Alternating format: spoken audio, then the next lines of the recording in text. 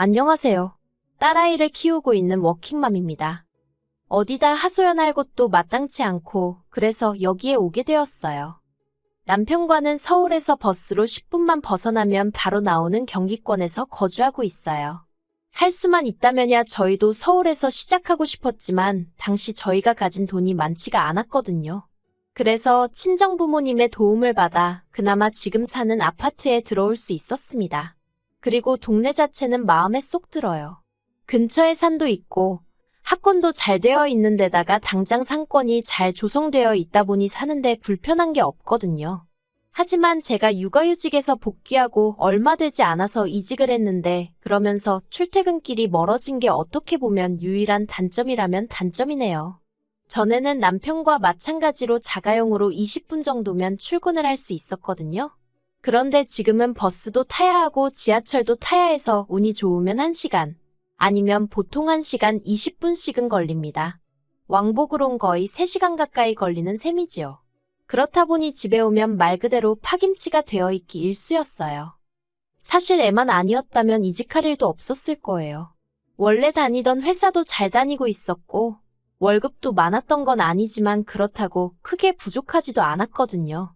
그런데 어머님 아버님의 성화로 저희 계획보다 이르게 아이를 갖게 되었습니다.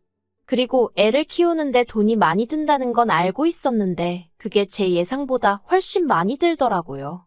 게다가 엄마 마음이란 게 제 자식이 남한테 치이는 꼴을 보고만 있을 순 없잖아요. 정말이지. 뭐라도 해줄 수만 있다면 더 해주고 싶고 그렇잖아요. 저도 별반 다르지 않았지요.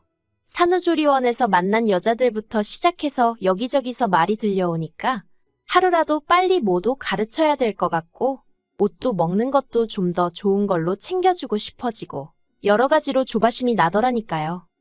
그런 와중에 복귀한 회사는 저를 어찌나 서럽게 하던지요. 비록 제가 대기업을 다니고 있던 건 아니어도 동네 구멍가게도 아니고 그래도 나름 직원 수도 100명이 넘고 연매철도 몇십억인 그런 곳이었거든요. 그런데 애엄마에 대한 인식은 아주 저질도 그런 저질이 없었습니다. 회사에 복귀하고 얼마 되지 않았을 때였어요. 사장실로 호출을 하길래 갔더니 퇴직금 얼마 챙겨줄 테니까 알아서 제발로 나가라는 거예요. 자기는 애 문제로 자리 이탈하고 회사 일에 집중 못하는 그런 직원은 필요 없다면서요. 하지만 저는 그 말이 어처구니도 없고 가당치 않다 싶어서 따르지 못한다 알렸습니다. 마음 한켠으론 묵묵히 버티면서 제 할 일만 잘해내면 사장도 자기가 잘못 생각했다는 걸 깨닫고 저에게 미안해할 거라고 생각하면서 말이에요. 하지만 제가 너무 순진했던 거지요. 어떻게든 열심히 해보려는 저에게 예전과 다른 업무를 배정해준다던가 혼자 지하에 있는 사무실에서 일을 하게 한다거나 정말이지 정신적으로 너무 힘들게 하더라니까요. 그러다 그런 상황 속에서 다른 회사로부터 스카웃 제의를 받게 되었는데 바로 제가 지금 다니고 있는 회사입니다. 회사가 먼 게 마음에 걸리긴 했지만 이직을 안 한다고 해서 얼마나 버틸 수 있을지도 확신할 수 없었고 어쨌든 제가 먼저 지원한 게 아니라 오퍼라 그런지 연봉 조건도 좋았어요. 그러니 저로선 거절할 처지가 못 되었지요. 하지만 이 소식을 들은 어머님께서 애엄마가 돼가지고 밖으로 도내만의 말씀이 많으시대요. 제 딴에는 열심히 살려고 그러는 건데 어머님이 그런 식으로 말씀하시니 속이 어찌나 상하던지요. 그리고 말이 나와서 말이지만 까놓고 말해서 결혼할 때를 생각하면 지금도 사기 결혼을 당한 게 아닌가 싶을 정도로 억울할 때가 많았거든요. 일단 결혼 전까지만 하더라도 어머님 성격이 저런 줄은 꿈에도 생각을 못했고요. 여러 가지 이해 못할 행동도 많이 하셨어요. 처음 제가 시댁에 인사를 드리러 갔을 때 전 어머님의 얼굴을 보고 깜짝 놀랐습니다. 사람이 어떻게 살아왔는지 얼굴을 보면 다 드러난다고 하잖아요. 저희 어머님은 뭐라고 해야 할지 미운 주름이 많으셨어요. 인상 쓸 때 생기는 미간주름이라던가 처진입꼬리 주름이라던가 그런 거요. 게다가 말씀도 어찌나 괄괄하게 하시는지 보통은 아니겠구나 싶었지요. 하지만 어쩐 일인지 어머님은 결혼식도 혼수도 전부 다 저희들더러 알아서 하라시며 전혀 간섭도 안 하셨고 연락을 자주 해라 마라 그런 것도 없으시대요. 그래서 전 속으로 사람이 생긴 것만 보고는 모른다더니 정말 그렇구나 하고 생각했답니다. 그런데 문제는 결혼식이 임박할 때까지도 처음에 저희 결혼에 보태주시기로 한 5천만 원에 대해서 이렇다 저렇다 말씀이 없으신 거예요. 저는 저대로 돈 이야기다 보니 껄끄러워서 눈치만 살피고 있었고요. 그러다 답답한 마음에 여쭸더니 덜컥 제 손을 잡으시곤 당신 사정을 길게도 늘어놓으시대요. 그리고 그때는 식은 코앞이지. 어머님하고는 그럭저럭 정도 들었지. 그래서 제가 냉정하게 상황 파악을 못하고 남편이랑 상의 끝에 어머님이 해주신다던 돈은 대출을 받아서 해결했답니다. 그렇다 보니 결혼식을 올리고 나서도 한동안 애 가질 생각은 꿈도 못 꿨지요. 그런데 결혼한 지 1년도 안 돼서 아버님이 쓰러지시고 이래저래 집안에 일이 좀 있었어요. 그러니까 어머님이 하루빨리 손자라도 아버님한테 안겨드려야 하지 않겠냐며 그렇게 밤이고 낮이고 저를 닥달을 하시는 거예요. 남편도 남편대로 마음이 급한 눈치였고요. 그리고 그때 남편이 분명히 했던 말이 아이만 낳으면 어머님이 애도 봐주시고 여러모로 도움을 많이 주실 거라 했습니다. 솔직히 친정에 맡기기도 여의치 않았던 상황이라 그래 여러 가지로 좋은 일 한다 생각하자 마음을 먹었어요. 그렇게 지금 딸애를 갖게 되었고요. 하지만 이게 웬걸요. 막상 애를 갖고 나니까 어머님이 도와주시긴 뭘 도와주시나요? 입덧이라도 하면 그걸 가지고 애 가졌다가 유세하냐? 생색내지 말라 별소리를 다 하시대요. 그뿐만이 아니었습니다. 애도 예뻐해주질 않으시니 그게 그렇게 서운하더라니까요. 저희 애 첫돌 때요. 금반지까지는 기대도 안 했습니다만 어쩜 양말 한 짝도 안 사주실 수가 있어요? 그러니 저라고 시댁에 돈을 쓰고 싶지가 않더라고요. 그런데 올해 초였습니다. 어머님이 집에서 밥이나 같이 먹게 오라고 해서 갔거든요. 그런데 신혼에도 와 있더라고요. 신혼은 남편보다 2살 어리고 저희 결혼한 다음 해에 결혼을 했어요. 애는 아직 없고요. 아무튼 그런 상황에서 어머님이 뜻밖의 이야기를 꺼내셨습니다. 어머님 아버님이랑 신혼애랑 합가를 하기로 했다는 거예요. 그래서 집을 리모델링을 해야 한다는데 그 돈을 저희더러 좀 보태라고 하시는 게 아니겠어요? 황당했지요.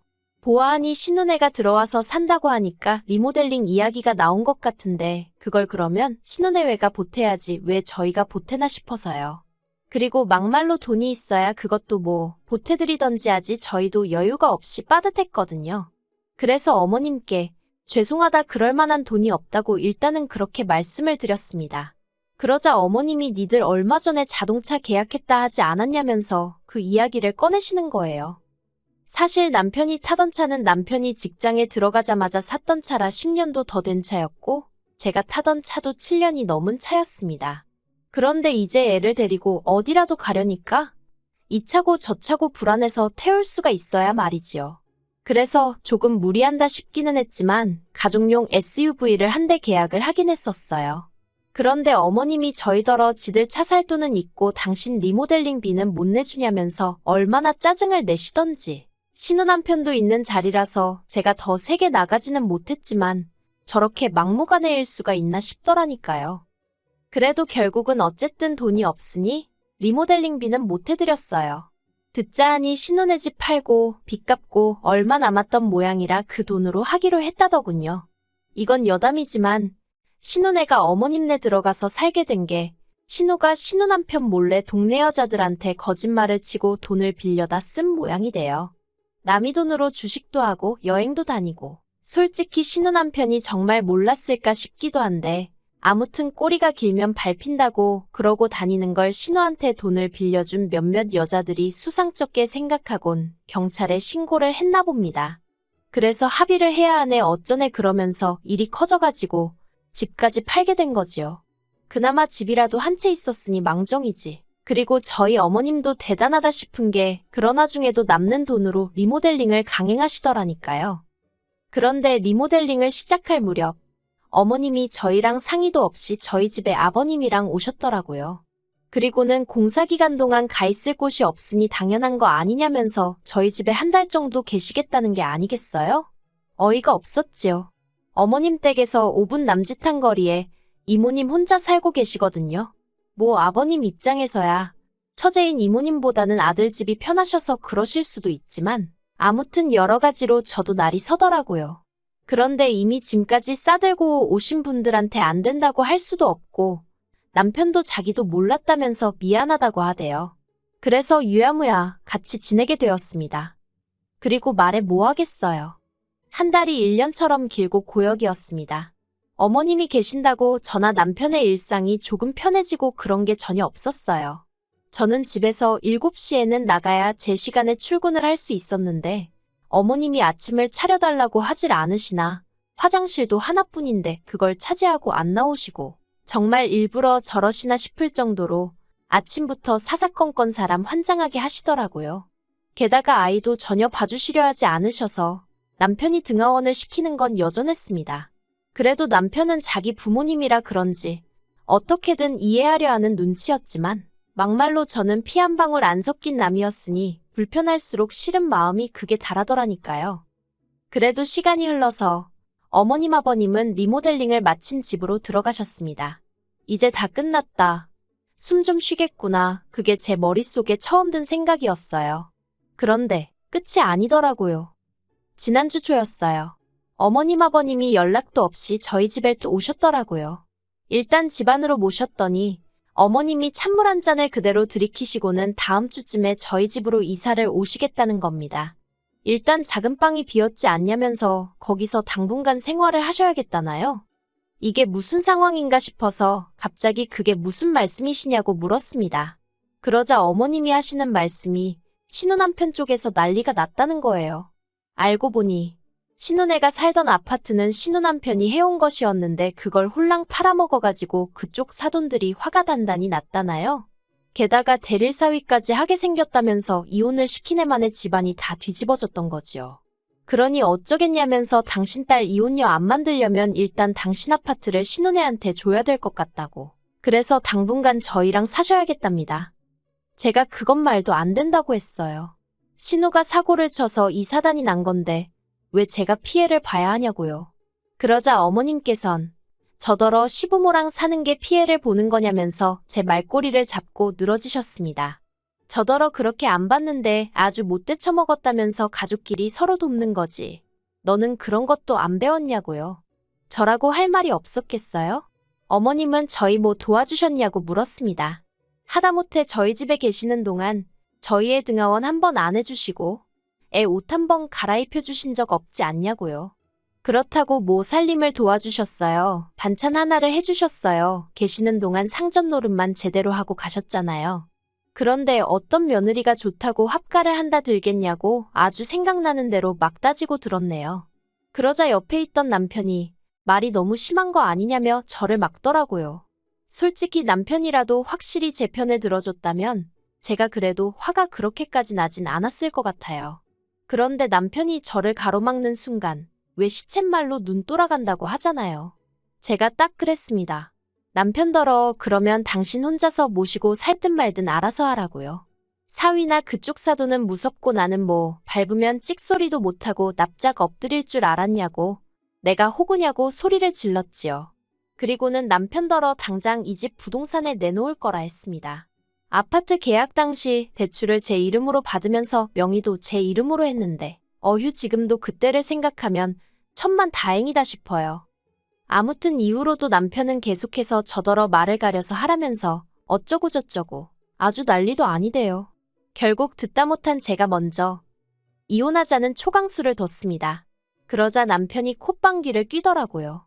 그리고는 한다는 소리가 그럼 저더러 애는 못 보고 살 줄 알라는 거예요. 시부모 모시기 싫어서 이혼하겠다 나서는 주제에 설마 애 욕심을 낼 건 아니지 그러면서 저더러 며느리로서 자격도 없고 엄마로서도 자격도 없다나요? 그래서 그러라 했습니다. 솔직히 정말로 애를 안 보고 살 자신은 없었지만 평소에 제가 딸이라면 사족을 못 쓰는 걸 아는 남편이었으니 딸의 빌미로 저를 겁주려는 거였거든요.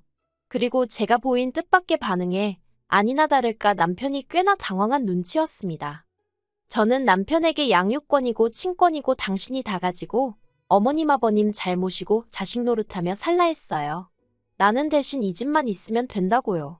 그러자 어머님도 이게 아닌데 싶으셨는지 한 발 물러나시면서 딸이고 아들이고 다 이혼하게 생겼다며 나오지도 않는 눈물을 쥐어짜시더라니까요. 저는 남편에게 어머님과 나 둘 중 하나를 선택해라 그런 소리는 안 하겠다 했습니다.